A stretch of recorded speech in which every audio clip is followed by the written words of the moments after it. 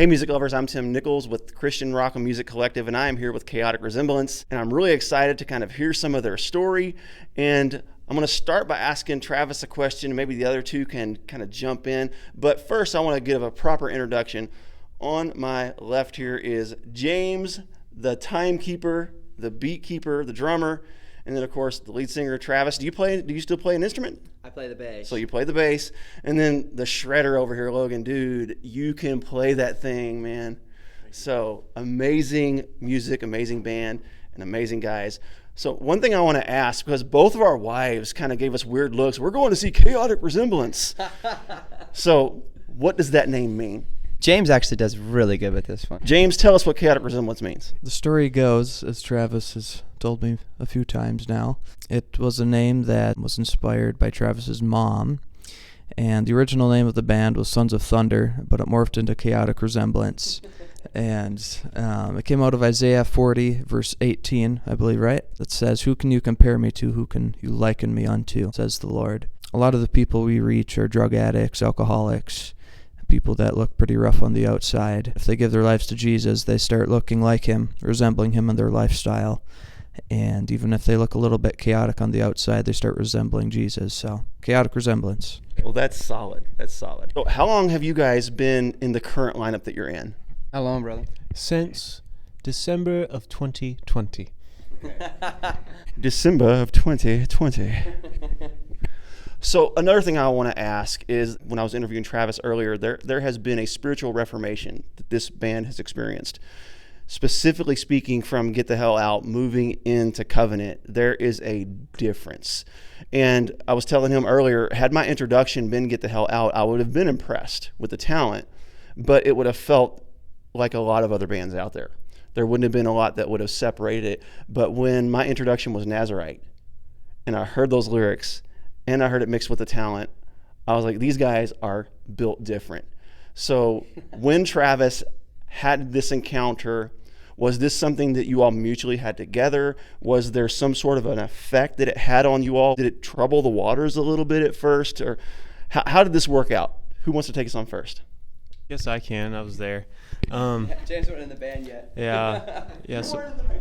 Yeah, James came in after we were all fired up. But I joined in 2012, and then we started playing more tours and playing out more, and we would always say something. We'd always, project some kind of message, but we wouldn't, like, quote unquote, drop the J-bomb on them straight from the stage and leave them with their nose bleeding. But not that we do that now, but just over the years, we had the goal of reaching the lost. We always did. That's what I was sold, and that's what I bought, and that's what I felt called to. And so we were always trying to reach the lost, and we'd pray for people, and there would be kingdom work done, but the blade wasn't very sharp, you could say. We just spent years going after the Lord, and he'd bring us in closer and bring us in closer. And Travis had an encounter with the Lord, and that was very pivotal for the band, and it just really sharpened that blade in, and when it was just cutting out everything that wasn't necessary, it was cutting out all the chaff and just leaving the nutrients behind. I mean, it troubled the waters a little bit, but that was always what I signed up for.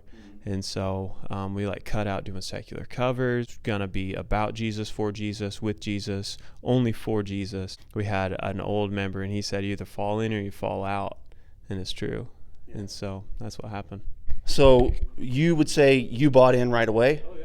Yeah, that's pretty amazing, because a lot of times when there is a spiritual encounter that involves an individual, it doesn't always translate to the group, and it can cause some pretty major issues.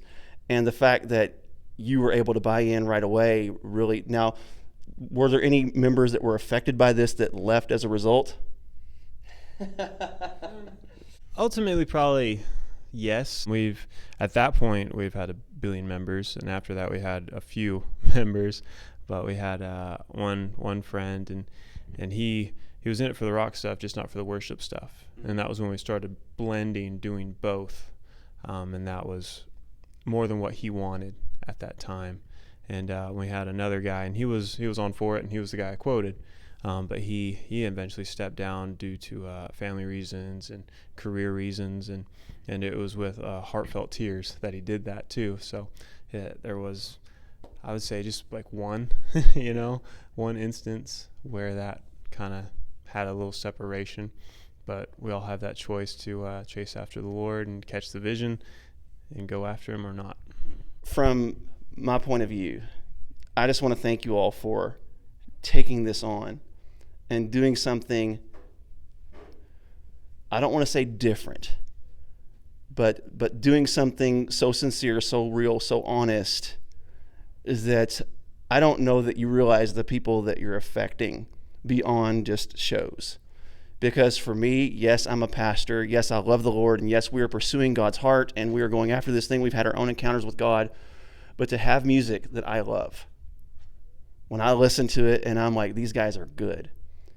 And to hear lyrics that I likened him, and I'll go on record to say this, I likened him to the Bob Hartman of metal. Yeah. When it comes to writing songs, and I'm sure you all contribute as well, as all bands do, but when it comes to sound doctrine, and really I feel like I'm learning, I feel like I'm in church when I'm listening to Nazarite and Covenant. Just love it. The song Altar, that was the first song I heard. Will There Be Fire? I was like, what? What is this? And then Hide Us from the Wrath of the Lamb. I was like, who sings about this stuff? And then my very next move was to get on your Facebook page and say, how do I buy everything that you've made? Bought every album you all have, and it has just been awesome, and just to meet you all is really cool. I don't know who's more excited about this, me or you, but I think it's me. But I am really thrilled to be here, and this is a Celebrate Recovery event, so there's going to be some powerful things that happen tonight. There is. And for sure. I'm excited. So any closing thoughts? I have some thoughts. Some of you guys might not know, but Tim also has a premium Bible channel called Nicholsworth, and that's how I found out about Tim. So one day, me and my wife were watching his videos as we do normally, and he posts on this channel about his favorite 5 Christian metal bands. We get to band number 4, and I lose my chili when it's Chaotic Resemblance.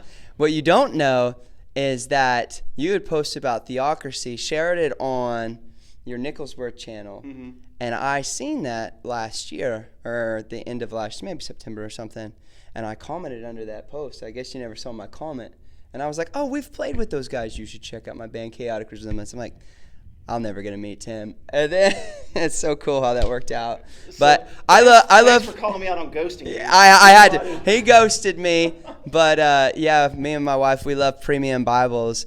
And I'm just like, and he's an AG pastor. This is crazy. Yeah. So yeah.